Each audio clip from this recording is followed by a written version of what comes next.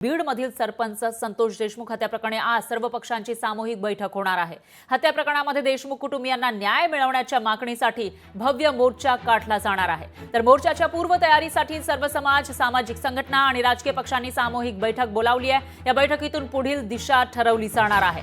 तर बीडमधील मसाजोग गावचे सरपंच संतोष देशमुख यांची 14-15 दिवसांपूर्वी हत्या झालेली होती। आधी तर त्यांना किडनॅप करण्यात आलं आणि त्याच्यानंतर त्यांच्यावर मारहाण करण्यात आली आणि त्याच्यानंतर त्यांची हत्या या ठिकाणी झाल्याचं पाहायला मिळालेलं होतं आणि यानंतर संपूर्ण बीडमध्ये संतापाचं वातावरण होतं। एवढंच काय तर महाराष्ट्रामध्ये सुद्धा संताप पसरल्याचं पाहायला मिळालेलं होतं आणि या पार्श्वभूमीवर आता बीडमधील संतोष देशमुख हत्या प्रकरणामध्ये सर्व पक्षांची सामूहिक बैठक आहे आणि याच्यामध्ये पुढील कशा पद्धतीने आंदोलन करायचं किंवा त्यांना न्याय द्या या मागणीसाठी नेमकं काय करायचं याविषयीची दिशा ठरवली जाणार आहे। तर याच्यामध्ये सर्व सामाजिक संघटना असतील, पक्ष हे सहभागी होणार असल्याची माहिती आहे। त्याच्यामुळे आता संतोष देशमुख यांच्या मारेकऱ्यांना शिक्षा द्या या मागणीसाठी कशा पद्धतीने या बैठकीमध्ये चर्चा होते, काय ठरवलं जातं ते बघावं लागेल।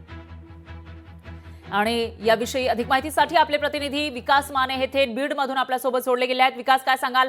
सरपंच संतोष देशमुख यांच्या हत्येनंतर आता त्यांच्या मारेकऱ्यांना शिक्षा द्या अशी मागणी केली जाते आणि त्यासाठी वेगवेगळ्या पद्धतीने विरोध दर्शवला जात होता। आता सर्व पक्षीयांची बैठक होणार असल्याचं कळतं आणि त्याचबरोबर मवियाची सुद्धा बैठक होणार होती। काय अपडेट्स आहेत? कशा पद्धतीने आता पुढे आंदोलन केलं जाण्याची शक्यता आहे?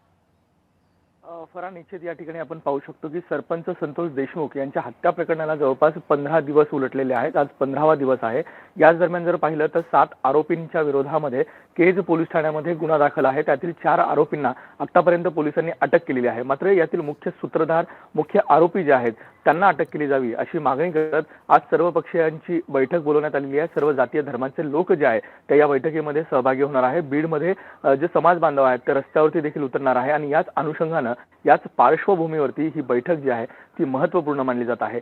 यापूर्वी जर पाहिलं तर शरद पवार ज्यावेळेस या ठिकाणी भेट द्यायला गेले होते त्याच दरम्यान या ठिकाणावरून संदीप क्षीरसागर जे आमदार आहेत राष्ट्रवादी काँग्रेसचे त्यांनी एक महाविकास आघाडीची बैठक घेणार असल्याचं सांगितलं होतं आणि त्या दरम्यान जर पाहिलं तर ही बैठक आज याच अनुषंगाची आहे।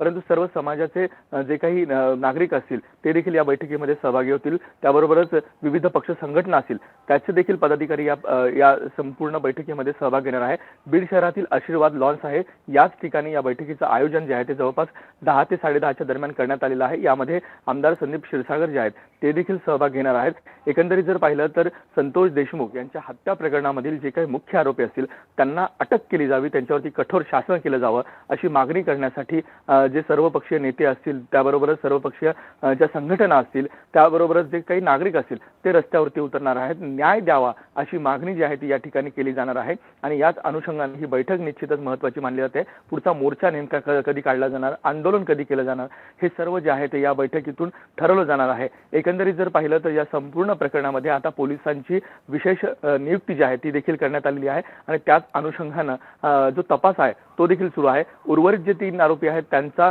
या ठिकाणी त्यांना अटक केली जावी अशी प्रमुख मागणी जी आहे ती केली जाते आहे आणि लवकरात लवकर पोलिसांनी कारवाई केली पाहिजे, त्याबरोबर प्रशासनाने कारवाई केली पाहिजे। यासाठी या ठिकाणी समस्त जे काही समाज बांधव असतील ते रस्त्यावरती उतरणार आहेत। निश्चितच विकास, याविषयीचे अपडेट आपण घेत राहू। या दरम्यान धन्यवाद तुम्ही दिलेल्या या सविस्तर माहितीसाठी। लोकशाही मराठी ऐका, पहा, जागरूक रहा।